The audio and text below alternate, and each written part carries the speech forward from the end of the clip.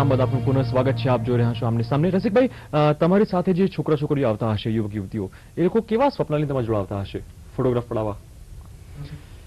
Photograph પડાવવા, add ફિલ્મમાં કામ કરવા અને ઘણું બધું કરવા માટેની એ લોકોની પોતાની ઈચ્છા હોય છે. કેટલાક લોકો મા બાપથી ડરતા હોય છે. અમારી પાસે એવા લોકો પણ આવે છે કે સર અમે કામ કરીશું, પણ ઘરે ખબર ન પડવી જોઈએ. તો હું એમને સમજાવું કે જો આ મીડિયા સિવાયના દરેક ફિલ્ડની અંદર કોઈ પણ વાત તમે છુપાવી શકો અને ધારો તો કોઈને ખબર ન પાડવી હોય તો ન પડે, આખી જિંદગી ન પડે. પણ આ એક એવી વસ્તુ છે કે આજે હું નહીં કહું, તમારા મિત્રો નહીં કે અમારી યુનિટનો કોઈ માણસ નહીં કે, તો સ્ક્રીન ઉપર જે દિવસે દેખાશો એ દિવસે તો આખી દુનિયા કહેશે ને. પણ એ લોકોને ક્રેઝ છે, સ્વપ્નો છે કે મારે ઘણું બધું કરવું છે, ઘણું બધું બનવું છે. અને પબ્લિસિટી આમ જુઓ તો કોને નથી ગમતી. તો એક કેરિયર તરીકે કેવી રીતે ડેવલપ થઈ શકે કોઈ પણ? કેરિયર તરીકે જો કરવું હોય તો એની પાસે બહુ સખત મહેનત કરવી પડતી હોય છે. હમણાં એક ગયા વર્ષની હું તમને વાત કરું કે મિસ ગુજરાત અને મિસ્ટર ગુજરાતનો એક શો થઈ ગયો. એનો કાર્યભાર મારા ઉપર હતો અને એમ કે બોમ્બેથી આપણે કોઈ સેલિબ્રિટીને બોલાવીએ રસિકભાઈ, તો મેં કહ્યું આપકો એને બોલાવી લઈએ. છેવટે નક્કી થયું કે સિજાન ખાનને આપણે બોલાવીએ. સિજાન ખાન જે અત્યારે અનુરાગના કેરેક્ટરમાં એ કામ કરે છે અને ઘણો બધો ફેમસ થઈ ગયો છે. અમદાવાદ પહોંચ્યો, અમે લોકો રાજપથમાં સાથે બેઠા હતા.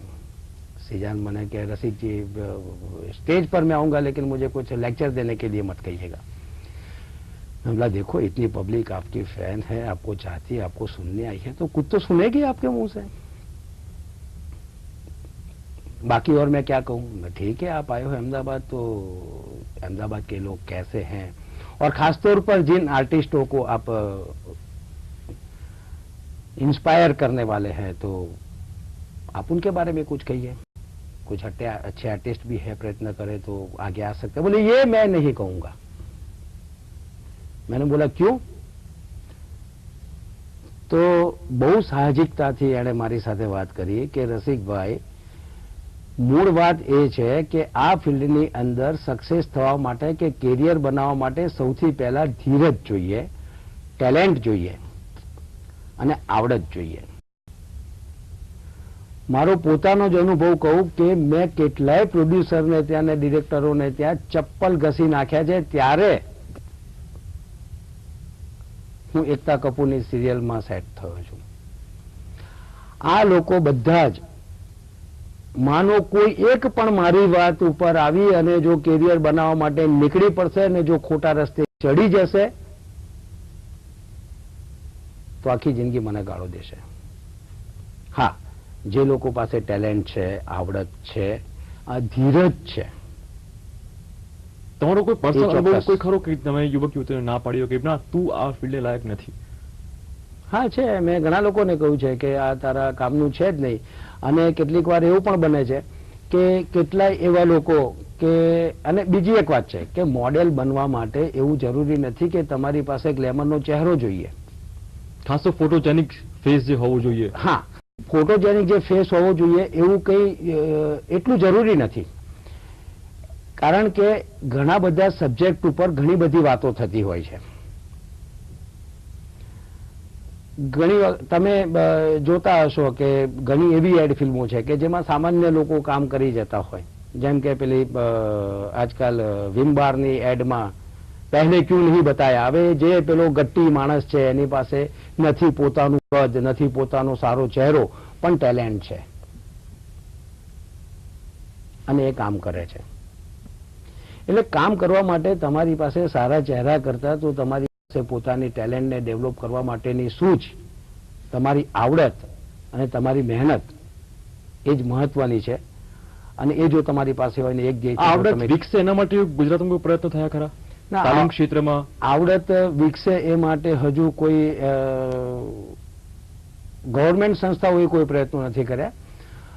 ગુજરાતની અંદર ગુજરાત કોલેજમાં એક ડ્રામા ડિપ્લોમાનો કોર્સ ચાલે છે જે આફ્ટર ગ્રેજ્યુએશન એ લોકો એડમિશન આપે છે અને એ ડિપ્લોમાનો કોર્સ એ કરી અને પોતાની આગવી કલાને તમને એવું લાગે છે કેળવી તમારા અનુભવ શકાય. પરથી કે અમદાવાદનું અથવા ગુજરાતનું કોઈ પણ યુવક યુવતી આ ક્ષેત્રમાં પ્રવેશ કરે તો અમદાવાદમાં રહીને જ એને કામ મળી રહે ખરું? અત્યારે એટલું કામ છે ખરું?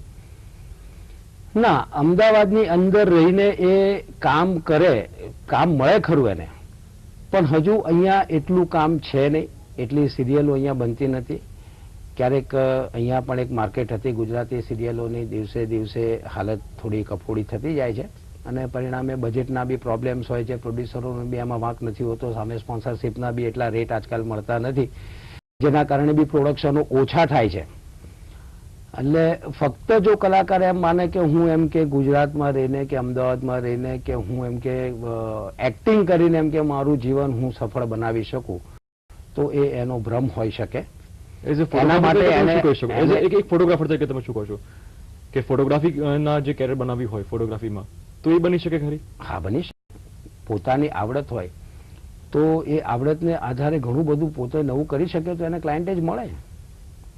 તો આમે તમે શું સલાહ આપશો કે- ગુજરાતની અંદર હું કહું તો ક્રિએટિવ કામ કરનારા ફોટોગ્રાફરોની સંખ્યા ઓછી છે, કામ વધારે છે. તમારી ક્રિએટિવિટી લોકો સુધી પહોંચાડો તો તમને આરામથી અહીંયા ધંધો મળી રહે. રસિકભાઈ, તમે આપ્યા બદલ ખૂબ ખૂબ આભાર.